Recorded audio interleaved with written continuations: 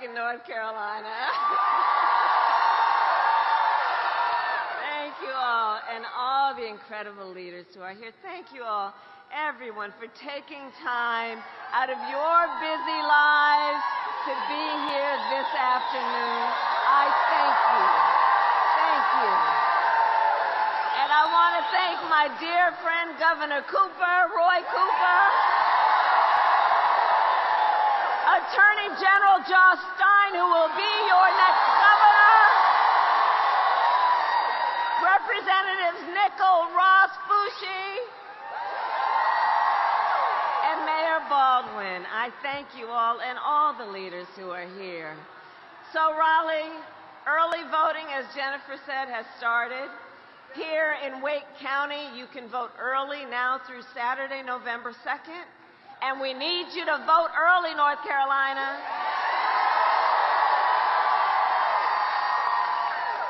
Because we have just 6 days left in one of the most consequential elections of our lifetime. And we have work to do. But we like hard work. Hard work is good work. Hard work is joyful work. And make no mistake, we will win. We will win. Yes, we will. And we will win. We will win because when you know what you stand for, you know what to fight for. And we know we have an opportunity in this election to turn the page on a decade of Donald Trump, who has been trying to keep us divided and afraid of each other. We know that is who he is, but North Carolina, that is not who we are. That is not who we are. And it is time for a new chapter where we stop with the pointing fingers at each other and instead let us lock arms with one another, knowing we have so much more in common than what separates us. It is time for a new generation of leadership in America. And I am ready with you. I am ready to offer that leadership as the next President of the United States of America.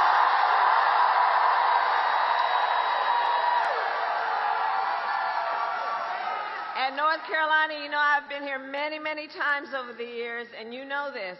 I am not afraid of tough fights. For decades as a prosecutor and as the top law enforcement officer of our biggest state, I won fights against big banks that ripped off homeowners, against for-profit colleges that scammed veterans and students, against predators who abused women and children, against cartels that trafficked in guns and drugs and human beings. And if you give me the chance to fight on your behalf as president, there is nothing in the world that will stand in my way.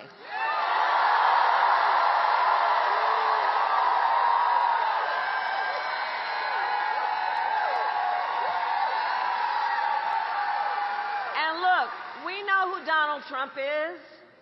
This is not someone who is thinking about how to make your life better.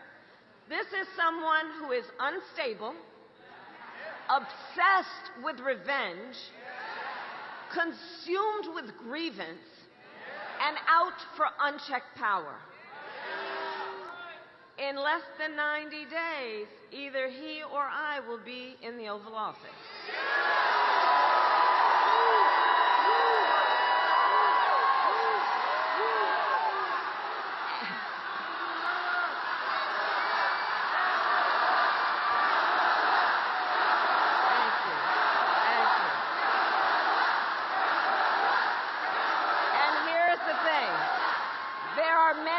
Differences between he and I, but I would say a major contrast is this. If he is elected on day one, Donald Trump will walk into that office with an enemies list. When I am elected, I will walk in with a to-do list full of priorities about what I will get done for you, the American people. And at the top of my list is bringing down your cost of living. That will be my focus every single day as president. I will give a middle-class tax cut to over 100 million Americans. Enact the first ever federal ban on price gouging on groceries. And fight to make sure that hardworking Americans can actually afford a place to live. And if you are caring for an elderly parent, my plan will cover the cost of home care under Medicare so that seniors can get the help and care they need to stay in their own homes.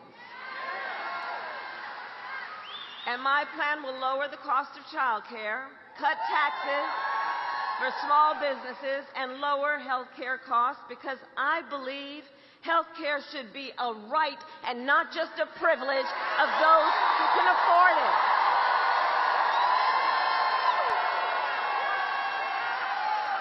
On the other hand, Donald Trump's answer to the financial pressures you face is the same as last time. Another $1 trillion in tax cuts for billionaires and big corporations. And this time, he will pay for it with a 20% Trump national sales tax on everyday basic necessities, which will cost the average American family nearly $4,000 more a year. On top of that, you will pay even more if Donald Trump finally gets his way and ends the Affordable Care Act, which will throw, if he were to win, which would throw millions of Americans off their health insurance and take us back to when insurance companies had the power to deny people with pre-existing conditions. You remember what that was like? Well, we are not going back. We are not going back.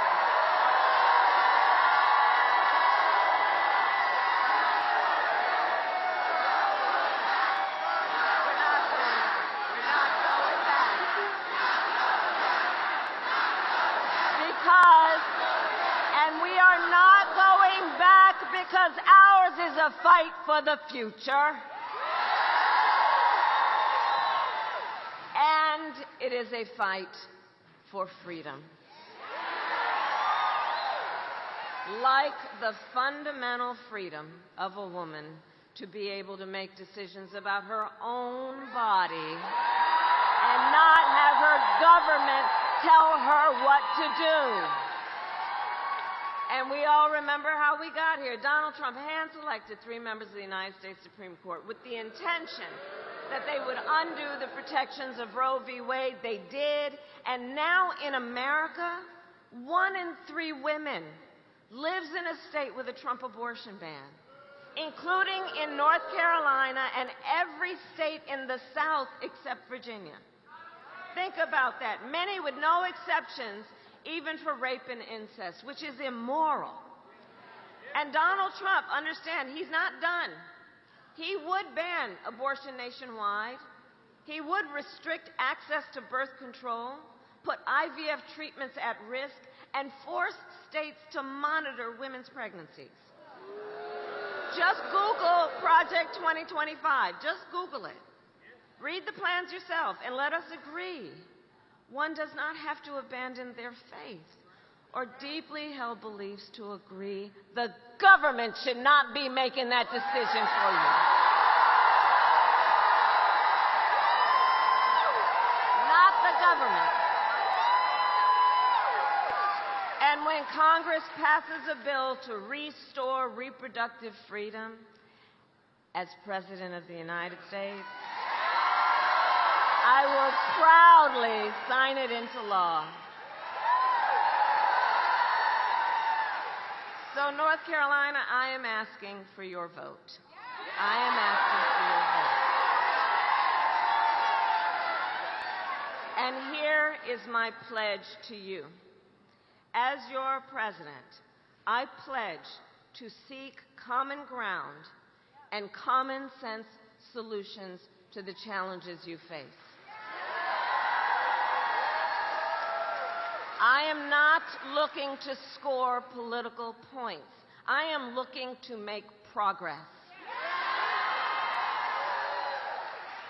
And I pledge to you, I will listen to experts. I will listen to those impacted by the decisions I make and to people who disagree with me.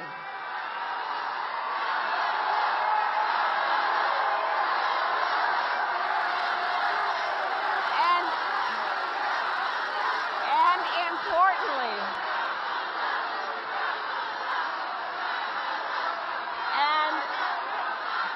Raleigh,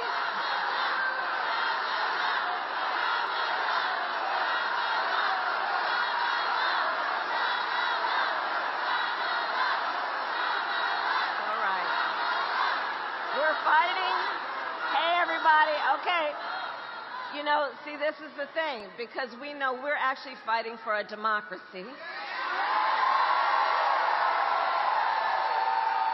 And unlike Donald Trump, I don't believe people who disagree with me are the enemy.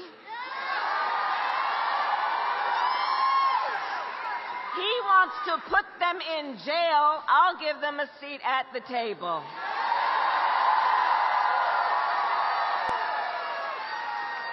And I pledge to be a president for all Americans and to always put country above party and self.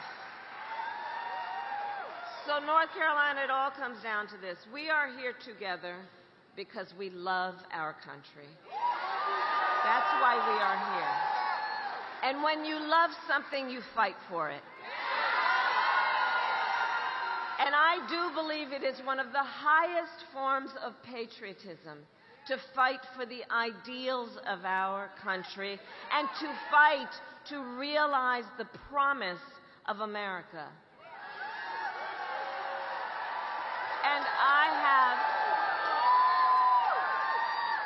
And I have always believed in our nation's, yes, and like all of us here, I have always believed in our nation's promise because I have lived it.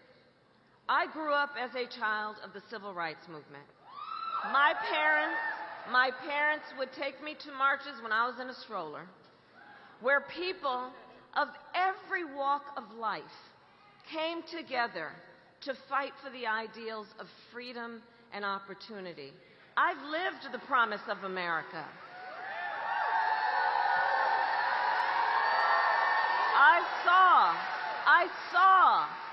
I saw how hard my mother worked to give her daughters the same chances our country gave her. Growing up, I was blessed to have family by blood and family by love who instilled in me the values that have always defined our nation best. Values like community, compassion, and faith. I've lived the promise of America. And I've spent my life fighting for the people who have been hurt and counted out, but never stopped believing in our country that anything is possible. I've lived the promise of America. And I see the promise in all of you. In the women who refuse to accept a future without reproductive freedom. In the men who support them. In Republicans who never voted for a Democrat before but put the Constitution of the United States before party. I see the promise of America in all the young leaders who are voting for the first time. Let me see you.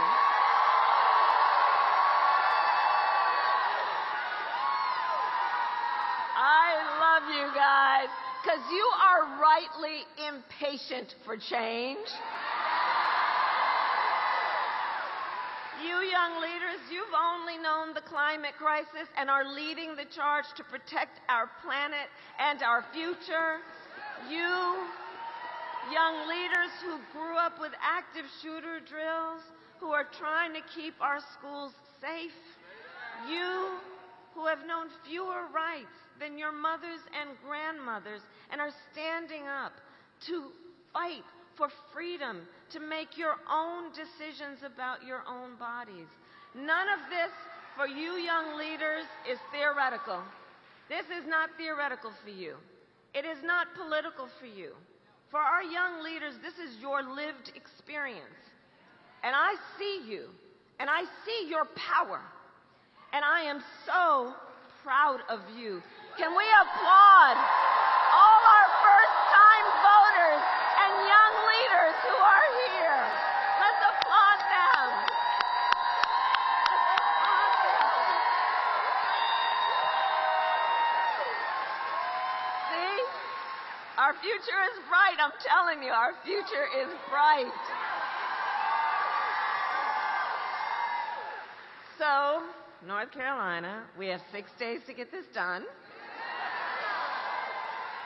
And no one can sit on the sidelines. So let's spend the next 6 days so that when we look back at these 6 days, we will know we did everything we could. So right now it's time to go out from here and knock on some doors. Time to text and call some voters. Time to reach out to family and friends and classmates and coworkers and neighbors. And as we do, let us please be intentional about building community.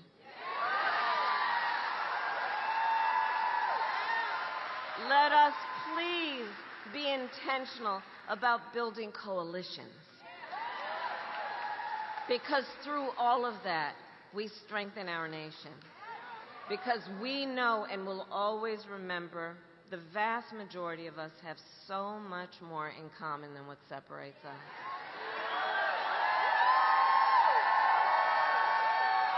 And we are all in this together. So remember, your vote is your voice, and your voice is your power.